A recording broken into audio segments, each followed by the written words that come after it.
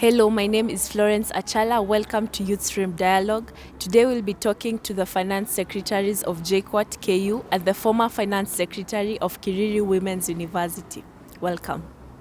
So today we are going to talk about matters finance in your institutions and everything that pertains to it. On to my first question. Tell us about yourself. Who are you? What are your roles? And what do you aspire to be? We'll start with the former Finance Secretary of Kiriri Women's. You're welcome.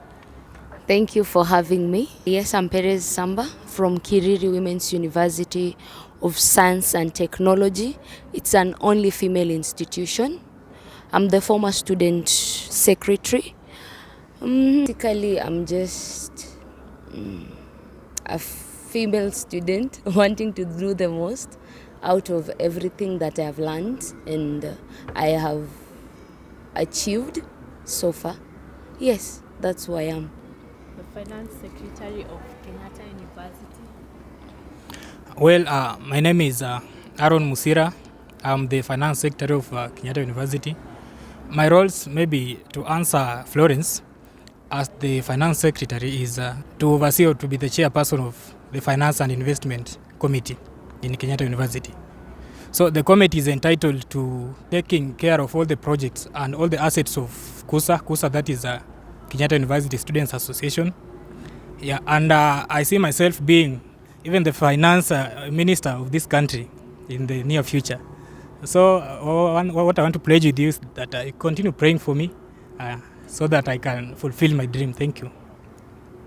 The Finance Secretary of JKUAT. So thank you for having me. My name is Emmanuel Kibet Kimayo from JKUAT. I'm the Finance Secretary, Jomo Kenyatta University of Agriculture and Technology. And I come from the School of Architecture and Building Sciences. My hometown is Eldoret, Uasin Gishu County. The role of the Finance Secretary in JKUAT is more or less the same as the one in KU, just to oversee everything to do with finances, budgeting for every aspect of JKUSA. You know, without money, the union cannot run. So you have to fuel it. You have to keep everything in tabs to ensure that at least the union runs smoothly. So basically, that's it from me. Thank you. Now that we have known our Finance Secretary as well, as we all know, in every job that you do, you need a motivation, a drive that when you wake up every morning, something that will fuel you to get ready for the day. So my next question is, what motivates you in your job as a finance secretary? What keeps you going to make you work well and to motivate you each and every day as you sit in that office and do your duties? What motivates you? With money, my motivation, first of all, was to make things better. First of all, for the school activities, just to make them to be financed more so that we have a better outcome, as the students. Yes, that was my biggest motivation. What motivates me as the Finance Secretary of Kenyatta University is the kind of perception that actually the students have created towards me. Yeah, you find, of course, most of the students, they believe that being a student leader, you can solve almost 100% of their problems. So the fact that I have to come to the office as early as 8 in the morning, I get cases in my office, students coming with different needs, different issues. I have to handle them if I'm capable of doing so. Some I have to refer them to the relevant offices. So that one alone is a full motivation, because actually solving someone's problem just in this capacity is a very big achievement to me. Yeah, thank you. Thank you. What really pushes me to do what I do every day, in this position, you can't know, besides solving people's problems, besides being that hero that everyone looks up to, you can't know which office you will get into next. Being in this position, you can't, the connection that are associated with these positions that can really boost you up, especially for me, because I have political ambitions. So this mini connection that I make right now, I know it's going to count a lot in future. And besides that, you can't just stay there and do nothing the whole time. So this really motivates me, because it inspires me to be great, to become a person in future. Yeah. It is normal to face challenges in every situation, and as a leader, sometimes they become too much. And in every work that you do, challenges are at times inevitable. So I would like our finance secretaries to describe challenges that they've faced and how they've managed to deal with them in their line of duty. Kiriri Women's. Challenge number one is the delay in the releasing of the funds. Another thing is, of course, trust. And then there is also a lot of disagreements, because as you know, money it's very, very sensitive. Everyone wants to at least have a hold of it, so at times it will bring disarguments. Yes. And how I've been able to cope up with that, first of all, in the delay in the release of the money, we'll have to go to ask like a little bit earlier than the required time. Also, we'll have to be more transparent, just to let people know, like, this is the amount of money I'll need, I'll use it for this and this and this, and then I'll have to go back with the receipts. Yes, that's how I've been able to deal with that. First of all, challenges are there in each and every situation. And one thing I want to appreciate about the challenges in whatever the workplace is that they are there actually to strengthen you. Yeah, because you cannot just have a smooth running, not unless maybe you are a robot or something. But in that case, even robots, they do get out of, sometimes power comes to disconnect. So you cannot do a smooth running without challenges. So maybe in the first place, the fact that I'm the finance secretary, it doesn't do away with the fact that I'm also a student at the same time. I'm entitled to all maybe to all the entitlements that even students are accorded. You see, things to do with discipline. When I do a mistake, I will also have to be disciplined, just like any other student. So I think the greatest challenge that I've faced as the finance secretary is balancing that transition between the studentship in me and the leader in me, because people expect perfection from you. Perfection when you are just a human being, just like them, you see. At times you may even be willing to maybe put on a particular, a very nice trouser of yours, but you start asking yourself, so what will people say? Now that I'm the treasurer of Kenyatta University, what will people say about me? I cannot put on this trouser maybe because I'm the finance secretary. I cannot put on this tight t-shirt because I'm the treasurer. People will start saying that I'm not leading as an example and stuff. So I think that has been the greatest challenge of all time. But at the same time, also that balance, striking that balance between being the student and also being the student leader. I also have to attend my classes. I also have to attend all my examinations and all my cards. So you realize that at times you have office work and class work. So balancing becomes a very big challenge. But you have to cope up with everything and although Kenyatta University calls for 100% class attendance, but to me it becomes a challenge. You find sometimes maybe doing around 80 or even 70, and you miss some of the concepts. Like I'm taking mathematics and geography, and math is not an easy course. Yeah, so it has been the greatest challenge of all times, but I think I'm coping, and I know that I'll just maneuver through. Yeah, for me, there are quite a number of challenges, but most have been mentioned. So for me, I think the most difficult thing is that striking the balance between your personal life, academic life, and also your social life. Also, it's so hard because you have to attend to those duties. You have to do your personal life as well. You have to excel in academic sphere. So, another thing also is also balancing between patriotism and popularity. So there's a really thin line which you walk between the two. And when you see that becoming a bit famous, there's one thing you're compromising at least. So you have to really balance between those. You have to balance between, yes, you're attending to the students as well, but at the same time you're not compromising the administration. So it's really important to balance those two, and if you do it correctly, well and good for you. Yeah, so for me, I think that's the thing that really yeah, challenging for me. Also, being in this position, it tends to, you are uplifted in some way, so you tend to live a certain lifestyle that is not yours. So when you succumb to that, it becomes a problem. We've seen student leaders before, they've been, living this kind of lifestyle. Yeah, we are not yet there. We all know we are not yet there. But you see, we tend to live this kind of lifestyle not because we are elevated in the society or something. So if you succumb to that, my friend, you'll have a long way to go. So, yeah, so those are the kinds of challenges that for me I'm facing. Yeah, thank you. So in as much as you expect perfection from a leader, you have to understand that they are also human beings and they are prone to mistakes. So most of them have mentioned about striking a balance between being a student and being a leader. So on to my next question. How can you describe for us a typical work week as a student, as a finance secretary in your institution, in your family, or maybe with your better half? How do you manage to balance your life and ensure that each and everyone is given the better part of your life, the better proportion? That question is really tricky because, yeah, that striking the balance is the real bone of contention here. But for me, as my week starts, the finance position is really administrative. So long as you get things done, I don't think you'll have much to do. For me, I don't need to say on Monday I'll need to be in the office, but so long as I get things done, well and good for me.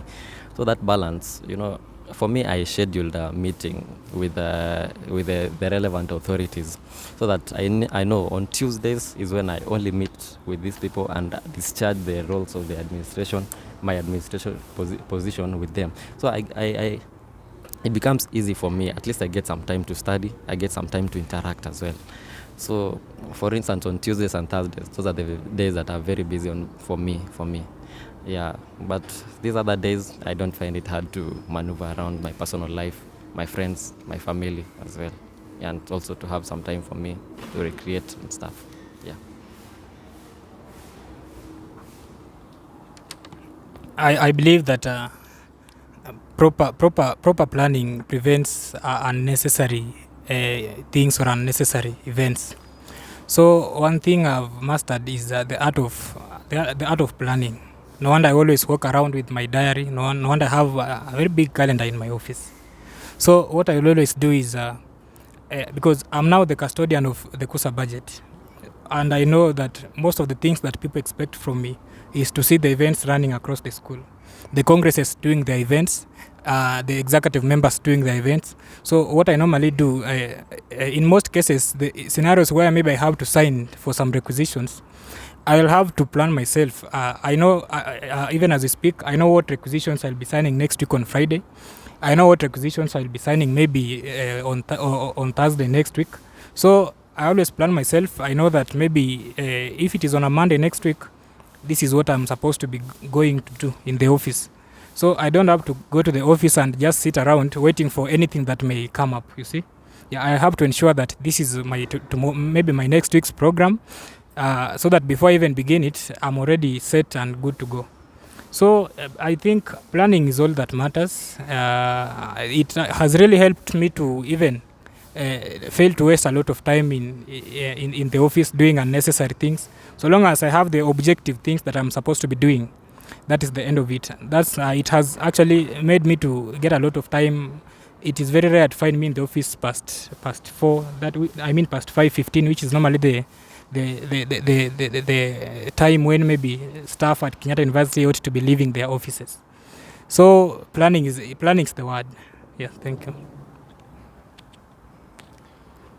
For me, what really worked for me, it was teamwork, because my fellow council members really were there for me. We could help each other whenever we had assigned duties. We could come together and do it as a team. So it was very easy and convenient for me. Yes. So a quick question before I go to my main question was, we are all humans. So is there a time where you felt like, I need 5,000 shillings to maybe go out or maybe use it in something. So is there a time where you've been tempted to use like a little bit of the cash that you handle for your own personal duties?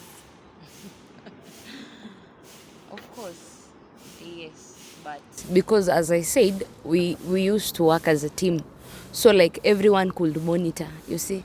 So as much as yes, I felt like maybe I should use it in something else, but I just didn't. Yes. Thank you. That is a very interesting question. But for me, I don't think that can happen in Kenyatta University because money is well monitored.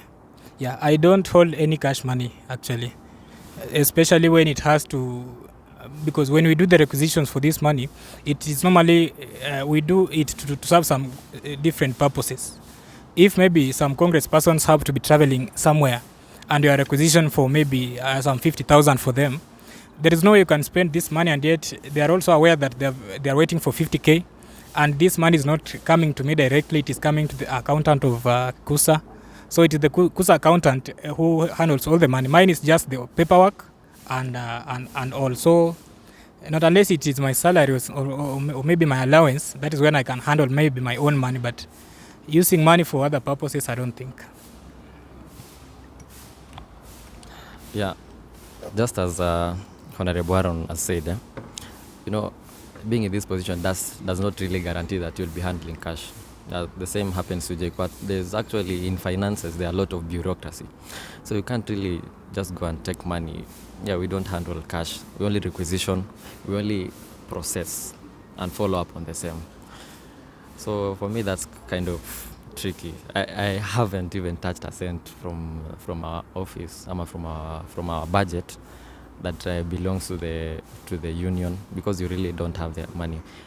But I know if we were to handle the cash, I know that kind of temptation would have been there. How money is. Yeah. But unfortunately for us, that's how it is. So in my next question, there's bursaries or allocation of some amount of money that is used to cater for needy students or deserving students to help them clear with their school fees. So I would like to start with the KUSA treasurer. There was this thing called Somesha Mwenzako. So there were allegations that they said some people, no pun intended, said Somesha rafiki yako. So what criteria do you use to ensure that there's credibility in giving out the money, that only deserving students get the money and not people maybe you are affiliated with or people you know of? Yes. Yeah, so what normally happens is that bursary is not handled by just an individual. There is a committee that is set to handle the allocation, the vetting process, and even the disbursement process. So, being the chair of the Finance and Investment Committee, I'm entitled to be a member of that particular committee, which actually handles this whole process. And it is also beefed up by the representatives from the Directorate of Student Affairs. That's why now they are now the people who are responsible for all these processes, actually calling for the applications, vetting process, and now forwarding the letter to the DVC, Finance and Development, now who is now authorized the Finance Department to invoice the fees to the students. So the whole committee is the one in charge of that particular process. So no wonder it is not a question that maybe one person can just answer. You understand? Yeah, it is a committee affair, and it is normally through a very aggressive vetting process, whereby we normally consider all the balances below 2,000 in the first sorting. Yeah, no wonder you'll find some people getting as little as 1,000 shillings, as little as 800, because somebody might have applied, they have uploaded their screenshots, the fee balances, and you are seeing that it is actually 800 which they are remaining with. Maybe this person is a total orphan. So there is no way you will deny him that particular amount, just 800 bob, claiming that this is too little money. Nobody can apply for 800, you see. Yeah, but the fact that maybe he's an orphan, you never know. Maybe that is his end. It is only 800 shillings, which is going to cost him to call off the semester. So you have to settle all the balances below 2K and some other logistics which are also there, which maybe I cannot share, you see. Yeah, but Normally, that is what happens. So, in Kiriri Women's, do you have any form of internal bursary that ensure the needy students are helped with clearing their school fees? No, we don't have that one, but we are really working on that. Yes. So back to Musira, there was allegations that the Somesha Mwenzako program, the money was given to people who don't deserve, like leaders who are not from needy families and students who are not from needy families. Some even called it Somesha Kiongozi, Somesha Rafiki Yako. So what do you have to say about that? Yeah, thank you. It is true that in the previously disbursed list of beneficiaries, we had a leader, we had a student leader who also was part of the beneficiaries. And just the way I said earlier, that the first guideline in sorting is to clear all the balances, especially those ones below 2,000 shillings, you understand? So the leader happened to have a balance of around 650. Now, the fact that maybe he's a leader, for me, I don't think if that now actually disqualifies him not to become a beneficiary, because maybe in the guidelines, I've never seen somewhere where they say that being a student leader, you now become so rich that you cannot even maybe fail to afford some of this money, you understand? And then maybe about the Somesha, is it Somesha Rafiki? Yeah, it is true that being a public figure in Kenyatta University, so many people will be entitled to claiming that they're my friends. Yeah, it is true. So I'm not caged in somewhere that I don't mingle. I have a lot of friends. I have a lot of people whom we have a history with. That is very true, just like any other person. And some are personal friends. Some are just people who claim that they are my friends. Some I don't know them, but people will view people who surround you in a different angle. Yeah. So it happened that due to maybe political differences with other people, they were really scrutinizing the list and attaching some people to myself, that these are friends of mine, these are my friends. But I don't really think if maybe somebody happens to be my friend, they don't have to benefit from the fee, especially if they meet all the minimal requirements needed to get that particular bursary. Maybe if somebody is my friend but the guy is a total orphan and maybe has a balance which we feel like so long as the committee agrees, we can actually maybe give him some allocation. I don't have to say that he's my friend, so don't give him. What if I have 100 of such friends, and am I going to settle these fees for them, maybe from my own pocket? You understand? So the fact that maybe I know somebody or somebody is my friend, it doesn't mean that no, they don't have to qualify. I mean, to benefit from anything that maybe my office now has to offer. Yeah? So I think those are some of the allegations that have been there, but to me and to the committee, we don't really think if they are genuine. Maybe they are just been spiced by political differences in Kenyatta University, but we understand it is normally the case each and every year. Yeah. So to JKUAT, tell us about the internal bursary. What criteria do you use to ensure that only the deserving students get it, and how do you ensure transparency? Yeah, okay. As for me, in terms of our bursary, it's called the KUSA bursary, which is always 30% of every budget. So whichever amount comes to our account, 30% of it automatically goes for bursaries. So there's always a special committee which is always set and is chaired by the vice chair in conjunction with also the executive leaders who have to be there as well. So in conjunction with the student administration as well, the student finance department, we're able to know the history, the fee history, so that we at least those people who apply, we can scrutinize them, their backgrounds, and see their records, because it doesn't make sense for someone who can clear their fee once to get bursary, and like that person who has shown inconsistency in paying. So those are the people who will tend to consider at most. There's no really a side strategy, or rather guiding principles on giving them, but they have to be needy. Also, we liaise with the class representatives. we always require a list from them, from their classes, so that they can provide a list of those people who they think they are needy, so that when you cross check with the finance departments, when the records click, those are the people who are going to be awarded, because you can't really know who is needy and who is not until you get some background information on them. When you ask them, they can't give you. So the only person you can consult is the systems, the records. You see people who've been paying fees. For first years, unfortunately, they are required to pay their fees before they report. So we don't really consider them as such, because by the time they get to be admitted in JKUAT, they have already cleared their fees. So most of our beneficiaries are from second years, third years, and fourth years, unless those people who have been sponsored by a scholarship. Those we don't consider them. Yeah. So there's a committee which follows up on the same, and I think that's how it's done, and people get represented fairly. After the vetting has been done, we publish a list and post to every notice board in JKUAT, so that people can see those people who have benefited. The next question, we'll start with Perez. What legacy did you leave in your alma mater that if I go to Kiriri Women's University and I talk about Perez, what are you remembered for? For being very, very outspoken, yes, and being brave, because I went for all that I believed in. Yeah, and that was it. If I believe this is what I think is right, then it was the road I followed. And I think that is something that I will be most remembered with in Kiriri.